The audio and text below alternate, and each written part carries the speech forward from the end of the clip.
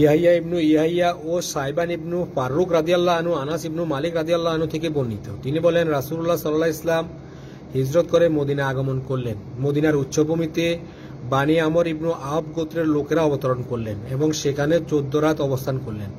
অতঃপর তিনি বানি নাজ্জার গোত্রের লোকজনকে ডেকে পাঠালেন। তারা সবাই খোলা তরবারি সহ আগমন করলেন। হাদিসের বর্ণনাকারী আনাস বলেন, আমি যেন রাসূলুল্লাহ সাল্লাল্লাহু আলাইহি ওয়াসাল্লামকে তার সাওয়ারির বা বাহনের উপর দেখতে পাচ্ছি। আবু বকর তার পিছনে বসে আছেন এবং বানি নাজ্জারের লোকজন তাকে ঘিরে আছে। অবশেষে তিনি আইয়ুব আনসারীর বাড়ির আঙ্গিনা অবতরণ করলেন। বর্ণনাকারী আনাস বলেন, সালাতের সময় হলে রাসূলুল্লাহ সাল্লাল্লাহু আলাইহি ওয়াসাল্লাম সালাত আদায় করে নিতেন।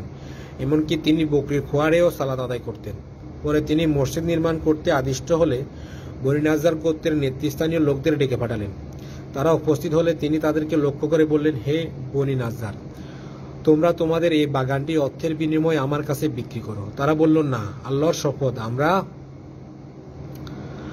আল্লাহর নিকট ছাড়া আপনার কাছে এর মূল্য দাবি করব না। আনাস বলেন, ওই বাগানটিতে যা ছিল তা আমি বর্ণনা করছি। ওই বাগানে ছিল খেজুর গাছ, মুশরিকদের কিছু কবর ও কিছু ঘরবাড়ির ধ্বংসস্তূপ। অতঃপর রাসূলুল্লাহ সাল্লাল্লাহু আলাইহি ওয়াসাল্লামের নির্দেশে খেজুর গাছগুলো কেটে ফেলা হলো, মুশরিকদের কবরগুলো খুঁড়ে ফেলা হলো এবং ধ্বংসাবশেষগুলো মাটির সাথে মিশিয়ে দেওয়া হলো। তারা কর্তৃত খেজুর গাছের গুঁড়ি সমূহ কিবলার দিকে সারি করে রাখল এবং দরজার দুপাশে পাথর স্থাপন করল।